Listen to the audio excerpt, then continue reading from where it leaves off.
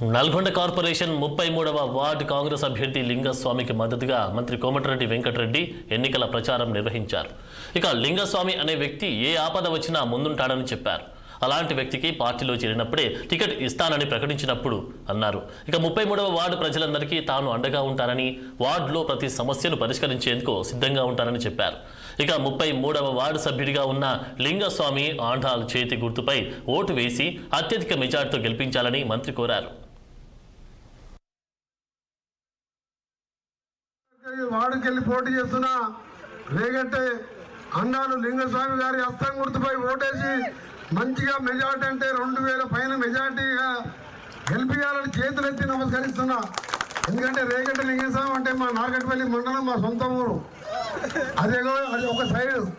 ఆ తర్వాత ఆయన పదవి ఉన్నా లేకున్నా, వేరే పార్టీలో ఉన్నా, మా తర్వాత మా దగ్గరికి వచ్చిన 24 గంటలు ఎవరు పిలిచినా పిలవకపోయినా, ఏ ఇంట్లో ఆపద ఉన్నా సాపద ఉన్నా పోయే వ్యక్తి.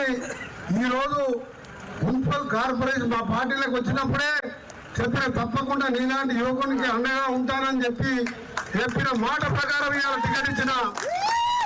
టికెట్ ఇవ్వడే కాదు, ఇవాళ మొదటి కార్పొరేషన్ కు రేగట్టే అన్నాలు చరిత్రలో నిలిచిపోతాయి. ఎందుకంటే మొన్నటి వరకు మున్సిపాలిటీ, ఇవాళ మున్సిపల్ కార్పొరేషన్ లో రేగట్టే అన్నాలు పేరు ఉండాలంటే మీ అందరి ఆశీర్వాదం అన్నాల మీద ఉండాలి.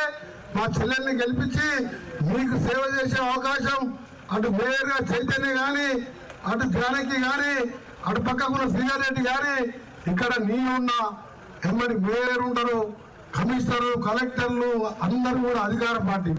33వ వార్డుకెళ్ళి పోటీ చేస్తున్న రేగట్టే అన్నాలు లింగస్వామి గారి హస్తం గుర్తుపై ఓటేసి మంచిగా మెజార్టీ